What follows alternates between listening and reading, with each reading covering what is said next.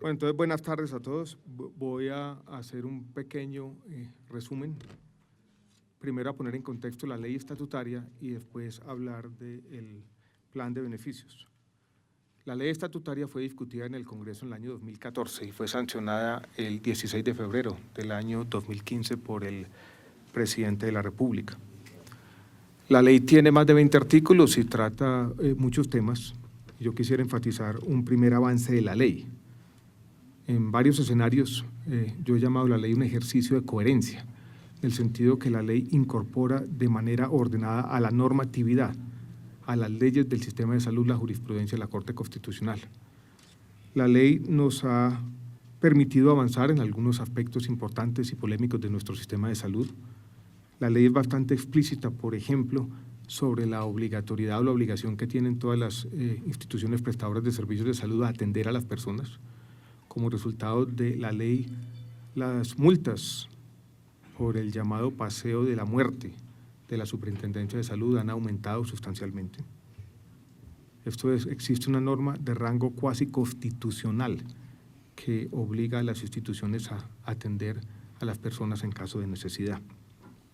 La ley también nos permitió definir algunos aspectos cruciales e importantes de la afiliación. La ley ha sido también la guía en algunos avances institucionales que hemos venido profiriendo del Ministerio, por ejemplo, el modelo integral de atención en salud. Lo que hoy nos ocupa es un aspecto específico, puntual, particular de la ley que tiene que ver con el artículo 15. Esto es con la definición del plan de beneficios. Nosotros hemos concebido un nuevo plan de beneficios basado primero en una forma de determinar las exclusiones, como dice la ley, por medio de un procedimiento técnico, científico y participativo. Hoy estamos presentándole a los colombianos una resolución que sale de este ministerio que define los pasos, o digámoslo de otra forma, el procedimiento o mecanismo técnico, científico y participativo, que describo de manera sucinta. El procedimiento tiene un periodo de nominaciones donde cualquier persona, incluido el Ministerio de Salud, cualquier sociedad científica, un médico interesado, un ciudadano que tenga algún tipo de interés sobre el funcionamiento del sistema de salud, puede presentar una nominación. Puede decir, nosotros creemos que este procedimiento o este dispositivo médico o esta terapia o este medicamento debe estar excluido. Excluido significa que no debe ser pagado con recursos públicos. Esa nominación de exclusión tiene que consultar los criterios de exclusión que define de manera clara, precisa, la ley estatutaria. Recuerden que hablan de la prohibición de pagar por tratamientos experimentales o los que tienen que ser prestados por fuera del país o los que no son efectivos o los que tienen un fin meramente estético y demás. Se presenta la nominación, el Ministerio prioriza las nominaciones presentadas según criterios de salud pública, podría también incluir algunos criterios financieros. Una vez hecha la priorización de las nominaciones, el Instituto de Evaluación de Tecnologías en Salud hace un análisis de toda la evidencia científica y ese análisis de la evidencia científica se lleva al Comité Técnico Científico, donde va a haber representantes de las sociedades científicas, de la Academia Nacional de Medicina, de la Federación Médica Colombiana, del Colegio de Químicos Farmacéuticos, de psicólogos, de quienes tengan algo que decir desde un punto de vista de la evidencia para la nominación particular. Ese Comité Técnico Científico hace una recomendación y esa recomendación después es socializada con los grupos de pacientes. La Corte habla, y la ley también lo reitera, de pacientes potencialmente afectados. Los pacientes examinan la evidencia científica, dan sus opiniones y se elabora un reporte, si se quiere, que hace un resumen de esas opiniones, con base en las dos cosas sobre la mesa.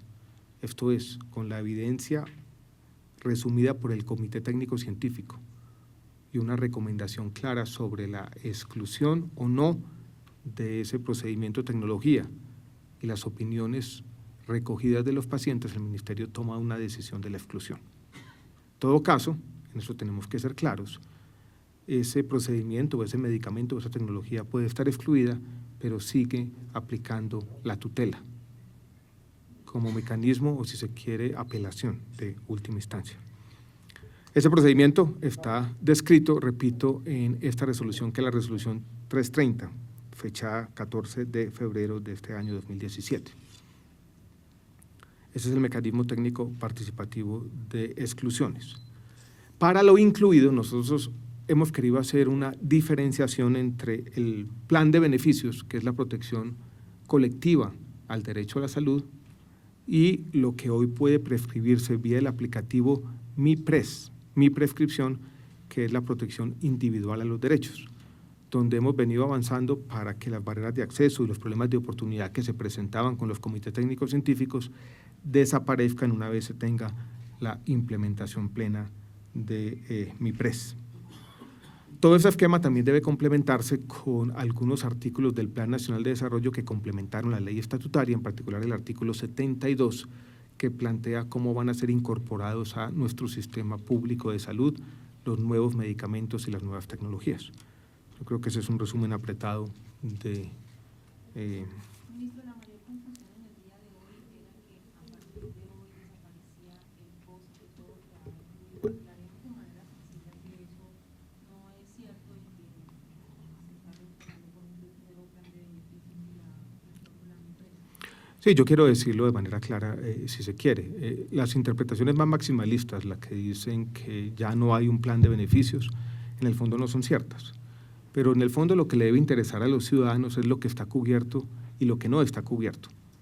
Nosotros tenemos para aquel conjunto de procedimientos, medicamentos y tecnologías que forman lo que hoy se llama el Plan Obligatorio de Salud, una forma de remuneración, una forma de pago, una forma de acceder a esos derechos que se da resumidos en la unidad de pago por capitación. Para lo que no está incluido en el Plan Obligatorio de Salud, lo vamos a llamar el Plan de Beneficios con cargo a la unidad de pago por capitación, existe hoy, está en proceso de implementación, pero ya existe una forma distinta de remunerar y de acceder a esos procedimientos y tecnologías. Entonces, lo importante es cómo se da el proceso de inclusiones en general, no quién paga qué. Y si uno mira, todas las tecnologías están cubiertas, todas las patologías están cubiertas. Algunos de los beneficios hacen parte del núcleo con cargo a la UPC, otros solamente se van a cubrir como protección al derecho individual cuando la necesidad individual se haga evidente y utilizando el aplicativo Mi Prescripción llegue la orden aquí a el FOSICA. Ministro, para que la gente lo entienda, ¿qué es lo que va a cambiar en el plan de beneficios? Vuelvo y repito, estamos introduciendo el mecanismo de exclusiones y estamos introduciendo el aplicativo Mi Prescripción para mejorar los problemas de oportunidad de lo que antes eran los beneficios excluidos del Plan Obligatorio de Salud. Ministro, bueno, aló. ¿Quién está hablando que no vi? No, yo no. Ministros, pero de todos modos, pues, digamos, los resultados o, bueno, la incidencia de esta resolución que usted está sacando se va a ver en unos meses, pero sí hay unos cambios importantes. Por ejemplo, lo que usted dice en la prescripción, que va a cambiar, que es a lo que dice mi compañera de Caracol, para que le diga a la gente, mire, la gente no es que le van a negar nada, no va a tener que hacer un dato adicional, simplemente eso es un tema administrativo que va a tener que hacer obviamente la EPS, el médico y el hospital, sobre todo con MiPres. Yo quiero volver entonces sobre… Lo de los médicos, que se acaban los ETCs y los médicos directamente hacen… Voy a responder la pregunta. Yo creo que la mejor forma de hacerlo es con un ejemplo, para que la gente entienda y pensemos en un paciente con cáncer hoy en día. Para el paciente yo creo que no es importante quién paga los medicamentos. Y lo que podría pasar es una situación como la siguiente. El paciente está interactuando con su médico, un oncólogo clínico. Hay unos medicamentos y, si se quiere, procedimientos que hacen parte del plan de beneficios con cargo a la UPC. El médico está prescribiendo esos medicamentos hoy incluidos en el plan de beneficios. Supongamos que el médico se da cuenta que esos medicamentos no están siendo efectivos y tiene que apelar a un medicamento distinto porque las alternativas terapéuticas se han agotado. Entonces, lo que va a hacer el médico va a decir, usted necesita un medicamento ya no incluido en el plan de beneficios, utiliza el aplicativo Mi Prescripción, le entrega en ese momento la autorización al paciente y el paciente puede acceder a ese otro medicamento. Lo que va a pasar es que los primeros medicamentos los pagaba la EPS. El segundo lo va a cubrir directamente el fondo público que aglutina los recursos de la salud. Esto es, hoy el FOSIGA. Para el paciente, quien sea el pagador, no debe tener mucha importancia. Lo que importa es la oportunidad en la entrega de esos medicamentos o en el acceso a los procedimientos. Y en eso es lo que de alguna manera estamos tratando de trabajar. Que el paciente pueda acceder a uno u otro medicamento con oportunidad independientemente si uno está cubierto por la UPC y es responsabilidad de la EPS o si el otro se paga directamente por el FOSIGA, por ejemplo. Al mismo tiempo, para otro tipo de prestaciones en salud que no le otorgan nada a los pacientes, que nada contribuyen a la salud, vamos a tener una forma ordenada de excluirlas, de proceder. Porque vuelvo y repito, el sistema de salud de Colombia está lleno de demandas exóticas muchas veces.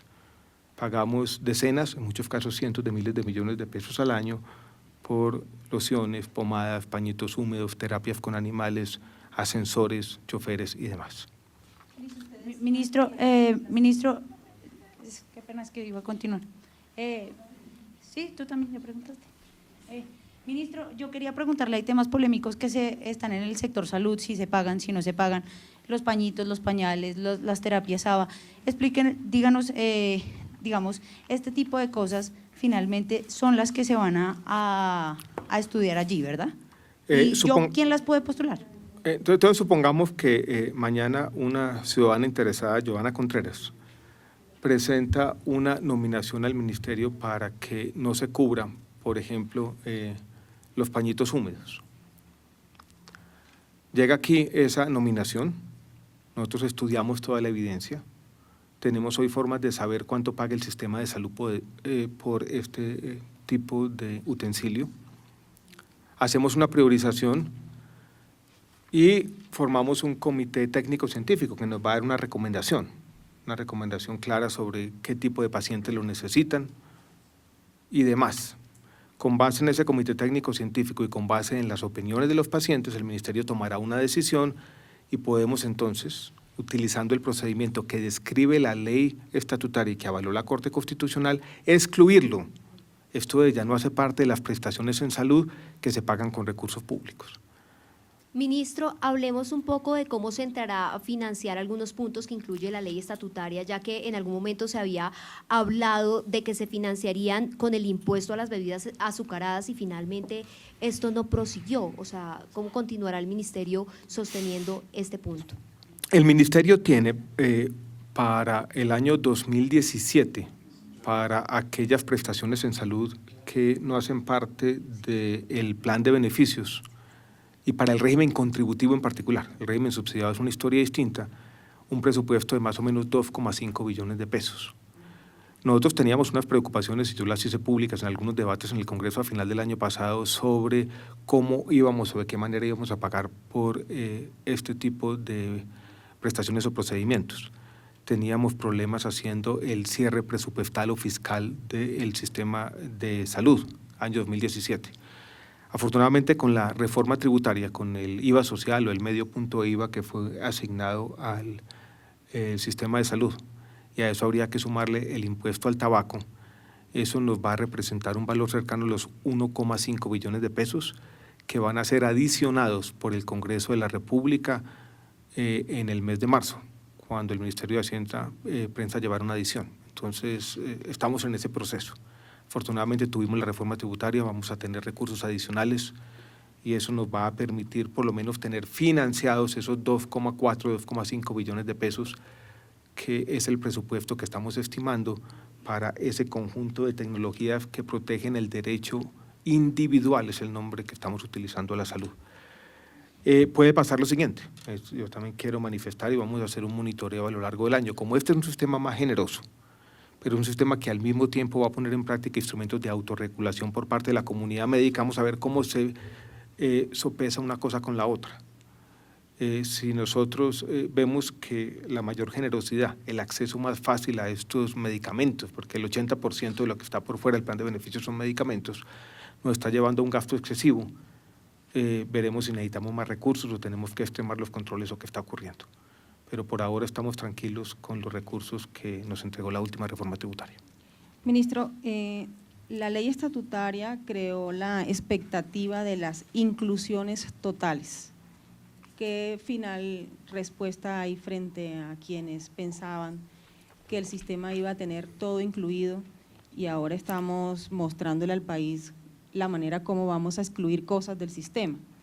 Y lo otro es, en ese mecanismo participativo pues están las sociedades científicas versus los usuarios. ¿No es un poco una pelea de tigre con burro amarrado? O sea, ¿qué va a hacer un paciente frente a una sociedad científica y frente a un gobierno que quiere desprenderse de gastos excluyendo cosas del sistema? ¿No llevan ahí los pacientes las de perder? Respondo la primera parte. La ley estatutaria planteó de manera clara que existen unos criterios de exclusión. Entonces, no es que la ley estatutaria hubiera dicho que no se van a presentar exclusiones. Fue el mismo artículo 15 de la ley estatutaria el que planteó unos criterios de exclusión. Lo que estamos presentando el día de hoy es un procedimiento, o como lo dice la ley estatutaria, un mecanismo para ver cómo se van a determinar esas exclusiones. Las decisiones públicas son complejas. A mí me gusta traer a cuento que aquí tenemos una tensión entre lo técnico-científico, que está basado en el conocimiento o en el acervo de conocimiento acumulado por la ciencia médica, con las expectativas de la sociedad. Y yo creo que cualquier decisión en un contexto que no es único a nuestro país, es igual en todos los países del mundo, en un contexto de recursos escasos, tiene que encontrar una forma de resolver esas tensiones entre la evidencia, esto es el conocimiento acumulado de mucha gente, de lo que sirve y lo que no sirve, con las expectativas de la sociedad. De eso se trata precisamente la ley estatutaria, resolver esas tensiones y hacerlo de manera participativa, de manera seria y responsable. Eso es lo que estamos tratando de hacer. Ministro, ¿qué tipo de exclusiones harían en un principio de tratamientos en medicamentos? No, recuerde que estamos hablando de tratamientos experimentales, por ejemplo, o tratamientos o prestaciones, yo las voy a llamar de esa forma genérica de salud, que no tienen nada que ver con la salud, o medicamentos que no son efectivos, esto es, que no aportan nada a la salud. Va a haber un periodo, el primer periodo para postular, nosotros llamamos nominar en la resolución las exclusiones en el mes de marzo, y la semana entrante o de pronto en algunos días, el Ministerio presentará públicamente las primeras nominaciones. Esto es lo que vamos a postular para que aplique este procedimiento técnico-científico y participativo. Ministro. Hago, si se quiere, una reflexión general sobre los temas de la otra expectativa, que también tenemos que ser claros sobre la otra expectativa, y era que uno excluía algunas cosas según los criterios de la ley estatutaria y todo lo demás estaba incluido en absolutamente todas las indicaciones. Eso también, yo creo que si se interpretó de esa manera así, yo creo que era una interpretación que no fue la que tuvimos nosotros, y de alguna manera una interpretación que iba más allá de las posibilidades, no solamente del sistema de salud de Colombia, sino de todos los sistemas de salud del mundo. Tal vez uno de los desafíos más grandes que tiene nuestro sistema de salud, y lo mismo podría decirse de cualquier otro sistema de salud, es lidiar con lo que se conoce como la presión tecnológica. Esto es, están llegando cada año medicamentos cada vez más costosos, más difíciles de incorporar de forma ordenada. Es más, yo diría que la incorporación desordenada de algunos de esos medicamentos es la causa preponderante de muchos de los problemas financieros que tiene nuestro sistema de salud. Y yo he planteado públicamente un dilema que lo vuelvo a plantear. Yo creo que en esto tenemos que decir las cosas como son. Hoy en día, el mundo, porque es el mundo entero, está dando un debate grande sobre cómo incorporar a los sistemas de salud una nueva tipo de medicamentos que curan en un tratamiento de unas cuantas semanas, 10, 12 semanas, la hepatitis C. Tenemos una prevalencia grande de hepatitis C, sobre todo por transfusiones de sangre que se hicieron en las décadas del 80 y el 90. En Colombia puede haber entre 200 y 300.000 pacientes afectados de hepatitis C. Hoy hemos pagado unos cuantos tratamientos, pocos, contados en los dedos de la mano, ese tratamiento hoy en día recobrado por tutela del sistema de salud, tanto en el régimen contributivo como el subsidiado, está recobrando a 90 millones de pesos. Hagan ustedes simplemente la cuenta, 90 millones por tratamiento, por 300.000 personas. Ese solo medicamento, si se hace para todas las indicaciones probables, llevaría a un desequilibrio financiero en nuestro sistema de salud. Por lo tanto, cualquier discusión sobre las inclusiones tiene que estar basada en un método, en una forma ordenada de ir resolviendo este problema de la presión tecnológica, que repito, insisto, es un problema de todos los sistemas de salud. Perdón, yo creo lo había interrumpido. Tranquilo. Ministro, dos temas importantes, Sí, señor. El carrusel de la muerte y también el control en los precios de los medicamentos. ¿Cómo se controla esto a partir de la ley que antes no existía y digamos ahora qué va a funcionar para que estos dos temas se controlen? Bueno, empiezo por la segunda pregunta que me parece interesante y pertinente hacer un recorderis.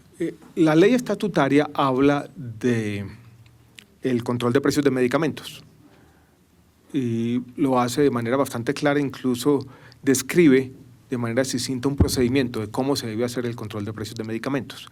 También tenemos que ser claros en lo siguiente: el control de precios de medicamentos que ha venido implementando este ministerio antecedió a la ley estatutaria. O sea, no fue la ley estatutaria la que creó el control de precios de medicamentos, pero sí le dio un rango constitucional. Y yo en muchos escenarios nacionales e internacionales he señalado lo siguiente, que es una ventaja de la ley estatutaria. Y es que alguien podría decirnos, mire, ese control de precios de medicamentos que ustedes están incorporando es bastante agresivo y va en contra de algunos de los compromisos del país en términos de propiedad intelectual, argumento que ha hecho AFIDRO muchas veces. Y yo he utilizado en algunos escenarios internacionales incluso la ley estatutaria como defensa. Yo digo, mire, esta es la ley estatutaria que consagra la salud en Colombia como un derecho fundamental. Y al hacerlo dice que el control de precios de medicamentos es una parte fundamental para que se pueda garantizar el acceso a medicamentos de toda la población colombiana. Esto es, la ley estatutaria está mostrándonos que el control de precios de medicamentos es fundamental para que la salud en Colombia pueda ser un derecho fundamental. Y eso lo que hace, creo yo, es que nos refuerzan nuestros argumentos para seguir regulando los precios de los medicamentos. Al respecto, quiero decirles que estamos trabajando en una nueva regulación que le presentaremos al país en los próximos meses, de un conjunto grande de, no decenas, sino centenas de medicamentos para regular, que es fundamental en este contexto de mayor amplitud o generosidad. Sobre el paseo de la muerte, simplemente reiterar, yo creo que es un tema que no solamente está en la ley, es casi de naturaleza ética. Cuando una persona en condición de necesidad llega a un hospital, a una clínica pública o privada, primero está su vida, después está el pago. Y lo que dice la ley estatutaria es el tema de quién va a pagar, es un tema que debe resolverse después. Primero está la atención en salud. La Superintendencia Nacional de Salud, como resultado en parte de la ley estatutaria, ha venido extremando y exacerbando los controles, imponiendo más multas, también debo decirlo así, para que el paseo o carrusel de la muerte, como usted lo llama, no se vuelva a presentar en nuestro país. Ministro, Sí, señor. ahorita que ya entra en vigencia MIPRES y los médicos van a tener la libertad para recetar, para mandar tratamientos, Sí, señor. las EPS están asustadas porque creen que pueda sobrepasar el presupuesto y insisten en que pues está en quiebra el sistema de salud. ¿Qué decirles a las EPS sobre este nuevo sistema? Primero, un tema de claridad. MIPRES no afecta de manera directa a las EPS, porque la prescripción que se hace por MIPRES es una orden de pagar el medicamento que viene directamente a el fondo donde se aglutinan los recursos de la salud. Yo creo que en MIPRES tenemos un doble efecto. Sí, algunas de las barreras más antipáticas de acceso se eliminan, pero también tenemos más transparencia y también es un instrumento de autorregulación para el cuerpo médico. Uno esperaría que con mayor transparencia, con toda la sociedad pendiente de quién está prescribiendo qué, lo que vamos a tener es un efecto positivo en dos dimensiones. Primero, que se prescriba más de lo que debe prescribirse, pero también que se deje de prescribir lo que no debía prescribirse y que por eso tengamos un mejor uso de los recursos públicos. Ese, yo lo he dicho en otros escenarios, es un buen experimento social. Si el cuerpo médico de Colombia en un sistema generoso es capaz de autorregularse y todo el mundo tiene un comportamiento adecuado y hacemos un buen uso de los recursos públicos. Ya veremos. En el fondo, vuelvo y repito, aquí estaba la autonomía médica consagrada. Es básicamente una forma como la sociedad colombiana le está diciendo a los médicos, mire, hay hoy un fondo para pagar por la salud de todos. Ustedes tienen que hacer uso responsable de ese fondo. Es esa especie, llamémoslo de esta manera metafórica, del contrato social que tiene implícita la ley estatutaria. Es darle esa responsabilidad a los médicos, pero la responsabilidad, por supuesto, viene acompañada también de la necesidad de autorregulación. Ministro, usted dice que el MIPRES no va a la velocidad que ustedes quieren.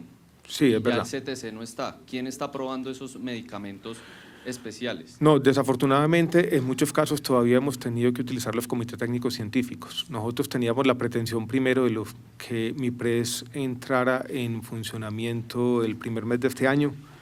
Fuimos a algunas de las instituciones, hay resistencia, hay complejidad, habría problemas sobre que tardaba mucho tiempo, pusimos otra fecha de 1 de marzo, nos han pedido que lo alarguemos un poquito.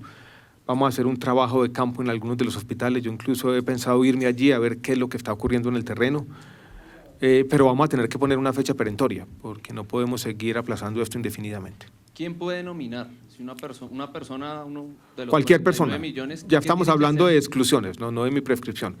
¿Quién puede prescribir por MIPRES? Solamente los médicos inscritos en el ministerio, en el RETUS. ¿Quién puede nominar una exclusión? Usted mismo, cualquier persona. ¿Y qué tiene que hacer? Nada, simplemente llenar un formato que va a acompañar esta resolución, muy sencillo, diciendo yo quiero nominar este medicamento, por ejemplo, o este procedimiento, o esta terapia con animales, porque no cumple o mejor viola el criterio tal del artículo 15 de la ley estatutaria, especificar las razones de manera muy somera y eso será estudiado por el ministerio. Por último, ministro, si no se nomina, anualmente entran, usted dice, 100, 200 medicamentos a Colombia, si de pronto por X o Y motivo no son nominados o se les pasa a ustedes, automáticamente puede ser prescribido. Esa es una buena pregunta. Paralelamente al procedimiento de exclusiones, existe un artículo que es el artículo 72 del Plan Nacional de Desarrollo que nos permite lidiar con los nuevos medicamentos que están llegando al país. Esto es de oficio. El INVIMA, el Instituto de Evaluación de Tecnologías y el Ministerio va a evaluar estos nuevos medicamentos para lo nuevo y va a decidir si esos medicamentos aportan o agregan valor y si no lo hacen.